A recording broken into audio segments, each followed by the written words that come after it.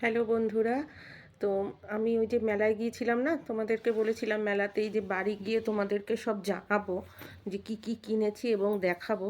তো তার হয়ে উঠলো না, কেননা আমি যে প্যাকেট এনে দিয়েছি আমি ভুলেই গেছি যে প্যাকেট মায়ের কাছে দিয়ে দিয়েছি। মা কখন খুলে টুলে বের করে যেগুলো শোকেসে রাখার রেখেছে, যেগুলো মানে ইউজ করার জায়গায় রাখার রেখে দিয়েছে।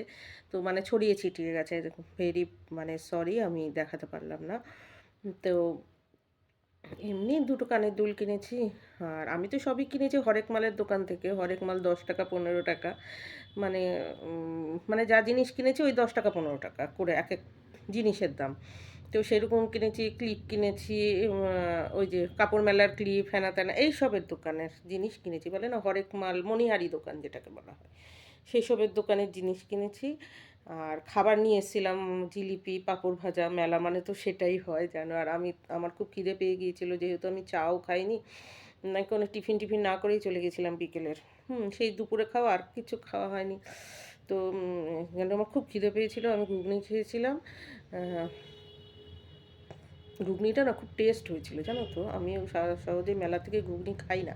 আমার কয়েকটা ধরাবাঁধা দোকান আছে, তাছাড়া আমি ঘুগনি খাই না, কারণ ওই দোকানগুলির ঘুগনিগুলি খুব টেস্ট হয়।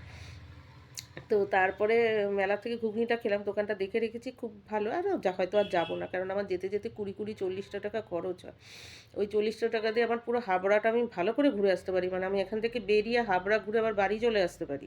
মানে আমার বেশি ঘোরা হয়। আর এখানে একটুখানি মানে হেঁটে হেঁটে কথা বলতে বলতে হেঁটে হেঁটে চলে যাওয়া যায়, কিন্তু একা একা যাই না। লোকের বাড়ির সামনে দিয়ে অলি দিয়ে গলি দিয়ে আমার পোষায় না, বুঝতে পেরেছো তো। তো নাহলে খুব সুন্দর মেলা হয়েছে, মানে অশোকনগরের মেলাটাকেই পারলে তুলে দিয়েছে ওখানে। সেই জামা কাপড়ের দোকান, সেই সব, বুঝতে পেরেছো তো, মানে সেই আরে ভাই, সবচেয়ে হাসির ব্যাপার ওখানে কয়েকটা দোকানদারকে দেখে সে কি হাসি, ওরা এই অশোকনগরের মেলাতেও বসেছিল, অশোকনগর উৎসবে।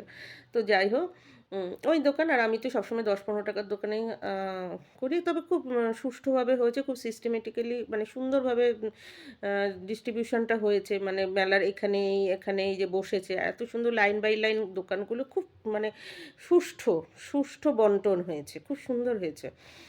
সুন্দরভাবে সেটা করেছে। আর বাইরে শিব ঠাকুরের সামনেও ছবি তুলেছি। তোমরা যে ছবি না, আমি পুরো ভিডিওই করেছি, কারণ ছবি করলে আমার প্রচুর স্টোরেজ নষ্ট হয়। তো যাই হোক, তোমরা দেখবে যে শিব ঠাকুরের সামনেও ছবি তোলা আছে, হ্যাঁ, ভিডিও করা আছে। আমি অ্যালবাম করে দিয়েছি ও আমার ফেসবুকে।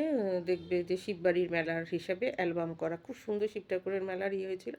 মানে শিব ঠাকুরের একটা বড় স্থাপত্য ছিল, স্কাল্পচার ছিল। তারপরে আর হচ্ছে আমি কি খেয়েছি, আমার খুব খিদে ছিল যেহেতু, আমি ভুট্টা খেয়েছি দুটো, 10-10 20 টাকা। আসলে একটা ভুট্টা নিয়ে আগে দেখেছি কেমন, এর জন্য 10 টাকা, দেখলাম 10 টাকারই আর একটা খাই। শুধু শুধু 20 টাকার নিয়ে লাভ নেই, যদি মধ্যেখানে শক্ত ফক্ত বা বেশি ক্যাতরা হয়ে যায় তো আবার আর একটা 10 টাকারই নিয়েছি।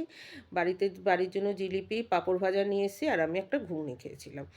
আর তোমরা হয়তো দেখবে যে আমি অন্য জায়গায়ও কিছু একটা খাচ্ছি, ওটা টেস্টিংয়ের জন্য নিয়েছিলাম, ভালো হয় না, ওগুলো 10 টাকার, আমার ভালো লাগেনি খেতে। আর উপরের কোটিং বেশি, জানোই তো আমি উপরের কোটিংয়ের জিনিস খাই না, ওটা লসের খাতায় চলে গেছে। তো আর খাবো তো আর না, হয়ে গেছে। আর আমি ভেতরে থেকে চা খাইনি, ভেতরে চায়ের দাম বেশি। আমি বাইরে একটা চায়ের দোকান থেকে চা খেয়ে নিয়েছিলাম।